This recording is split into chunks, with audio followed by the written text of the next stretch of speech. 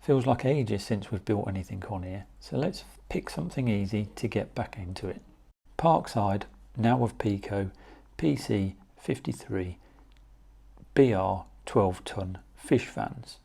Out of the packet we get wheels and bearing cups, 2 identical sprues containing the sole bars and brake gear, another 2 identical sprues containing the sides, ends and doors, and another one with the floor and roof.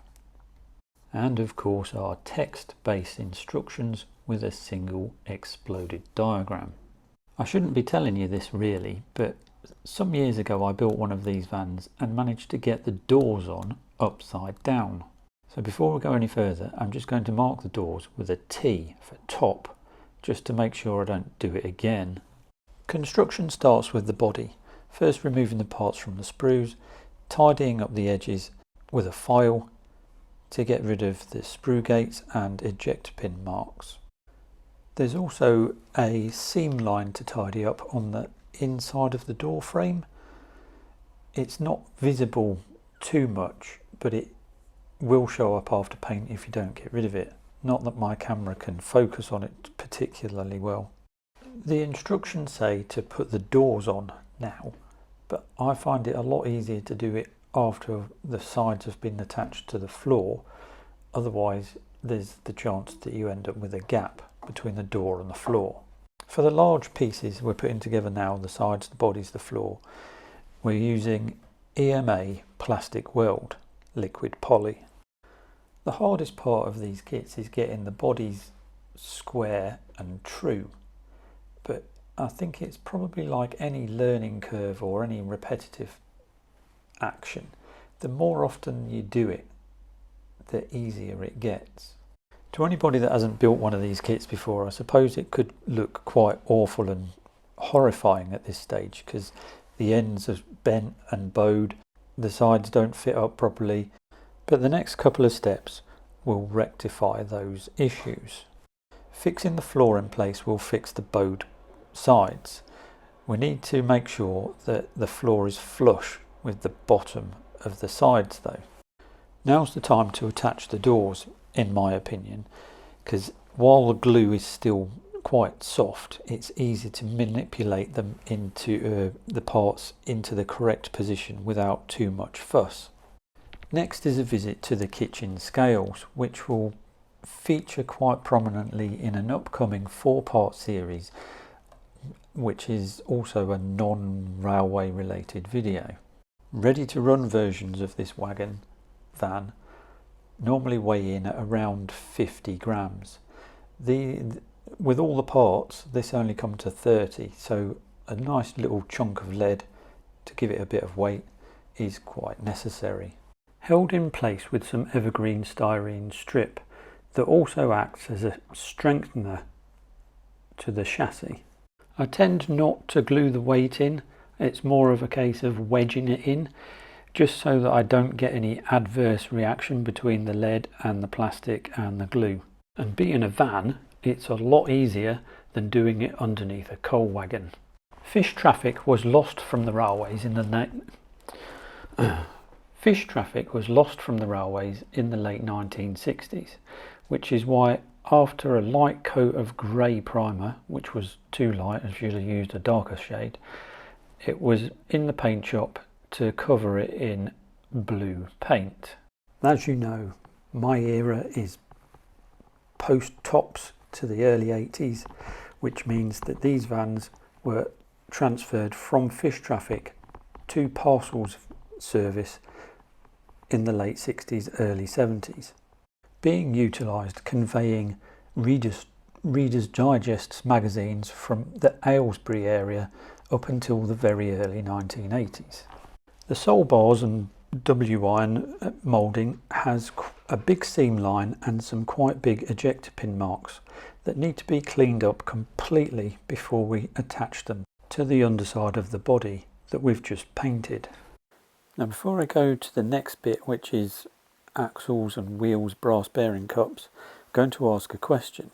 Does anybody know the history and origins of these kits and whether they were designed to take brass bearing cups, or the wheels that are currently supplied in the packet? If so, please leave a comment down below and I'll pin it to the top, because I know others are interested as well.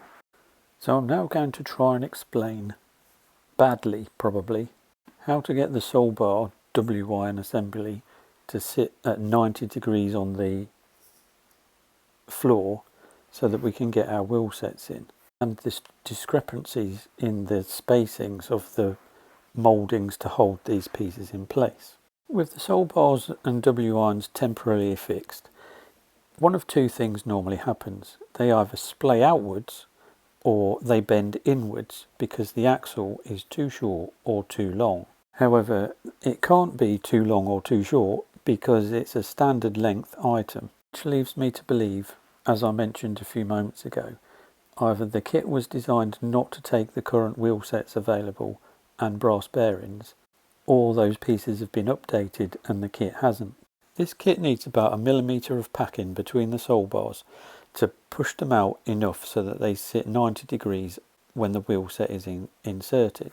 I used a piece of 20 thou styrene strip each side to get the correct spacing. This will have consequences for a few detail pieces in a few moments time. Before we do that, we'll glue one end in place, insert the wheel sets, and then get it on our flat surface to make sure it's all square and level, and to make sure all the wheels touch the flat surface, which on this one there is a gap right on the back wheel, which means we'll have to be very careful when we glue the rest of the soul bars on. A very few minor adjustments need to be made to get it to sit absolutely right. Once the wagon van is at this stage, I tend to leave it for about 24 hours so the glue can properly cure and harden. That's with the wheel sets fully inserted, because the soul bars have a tendency to creep inwards and clamp the wheels even tighter. Not having the wheels inserted while the glue is curing sometimes leads the soul bar W-irons to creep in so much that it's impossible to get the wheels to turn, no matter how much adjustment you try and force in. I mentioned a moment ago about widening the space between the soul bars and the consequences that it has. These spacer pieces now need adjustment to compensate for the two 20 thou strips that we've put either side of the soul bars. It's not hard to do, it's just a case of filing a bit off, seeing if it fits, filing a bit more off, seeing if it fits. The same is true of the gusset support strips that are also attached to the soul bar.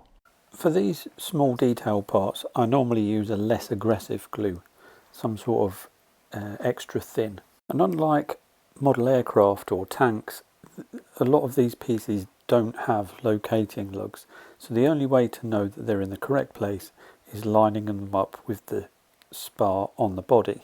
The kit gives us two options for axle boxes, either oil or roller bearing. It also affords us the option to make the original LNER diagram 214 or the BR built diagram 800, which essentially are the same vehicle with very slight differences. They were all originally built with oil axle boxes, but due to the nature of their traffic, fish from Scotland to London, they were found unsatisfactory. It was then decided to fit some of the vehicles with roller bearing axle boxes, and to differentiate them easily, a blue spot was put on the side of the van, hence their nickname, Blue Spot Fish Van. With the loss of fish traffic from the rails to the roads, a lot of the vans were then repurposed. Most, if not all, of the roller bearing fitted vehicles found themselves repurposed for parcels traffic. A handful of the oil axle boxes vehicles found themselves in general van use as freight vehicles, but this wasn't lasted very long, and a lot found their way into departmental use. Most of those that found further use as parcel vans worked out of Aylesbury, conveying Reader's Digest magazines to distribution depots around the country finally finishing that traffic in the early 1980s. Now pretty much all of the vans that I've ever built as a kit suffer from the sides bowing in, and especially on the larger vans like this. Easily combated by cutting out a piece of styrene sheet and putting it in the roof on the very top. This makes sure that the roof sits flat and square as well. Before I do that, I normally put a piece of foam or bubble wrap in the vehicle to stop it sounding really hollow. Then we go for our second visit to the paint booth, where those of you that have been following me for a while will know what I'm going to say. We're going to use not black, because black is a little bit harsh, and the colour that I use, Revel number 9, is a little more subtle. And it just so happens that I was watching another modeller on YouTube the other day, and they used pretty much the same words, and I thought, hang on a minute, that's my line. The roof was painted in the same colour as the chassis, and afterwards I gave it a wash of a lighter shade just to give some variation. Attaching the roof finishes the build, then it's just down to decoration, with transfers supplied aftermarket from Model Master, because the ones supplied in the kit only cover the fish van variants and not the later parcel van variant. A long time ago I received the Wren version of this van as a Christmas present, and shortly after that Christmas I remember talking to one of my friends who asked me what I'd got, and I said an SPV, and he said, oh, what, a Captain Scarlet Pet Special Pursuit vehicle? And I said, no, it's a parcel van. I led a sheltered life. For the next stage I was going to use the washes that I normally use, which is from MIG Ammo. But then I thought, no, I'll go down the route of the best modeller on YouTube, Greg, from Greg's Models, link in the corner. So that's using oils, creating your own wash using oil paints, thinned down with enamel thinners to a consistency of your own liking. And I'm pretty much sold on the idea now. One of the best things about making models is there's pretty much no wrong answer. Everybody has a different technique of doing the same sort of thing, and so long as it works out in the way that you want it to, it's the right answer or the right way to do it. For this, the wash stage, I like to apply it, let it dry, and then blend it out with a brush filled with thinners. But then again, sometimes I use different techniques on different vehicles just because that's the mood I'm in. Before we finish up, I just want to have a look at the ready-to-run examples that are on the market. This one, being the one that I received for Christmas back in the 1970s, is the Wren version. Then we move on to the Dapol version, which I think I'd be right in saying is an upgraded version of the Wren mouldings. And then we have the recent edition, which is the Hornby one, which they've put the wrong number on because that number belongs on a diagram 801 version. Lined up together, it's very difficult to tell them apart from the side, whether that be the kit version, the Hornby version, or the Dapol Wren version. If you look at them end on though, you can see a very distinct difference. The two on the left are the Dapol and the Wren, which are wide with the correct roof profile. The next one is the Hornby one, which is the correct width but has the wrong roof profile. The one on the end is the kit version, which is, well, I would say it is correct. The correct width and the correct roof profile. A moment ago I mentioned the BR diagram 801 version, which originally I intended to convert all of these into. However, when I did a little bit of digging, it was quite obvious quite quickly that there was too many differences and it would be quite difficult to do. The side bracing is different, the end bracing is different, the brake gear is different. Possibly the easiest bit to convert would have been the roof, because it only has some extra bits of ribbing.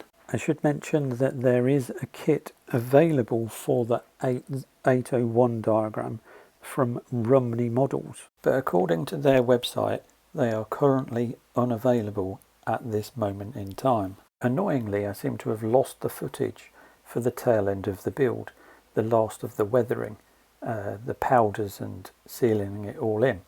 They are however finished and in revenue earning service, being delivered overnight, languishing in a bay platform while they were being unloaded.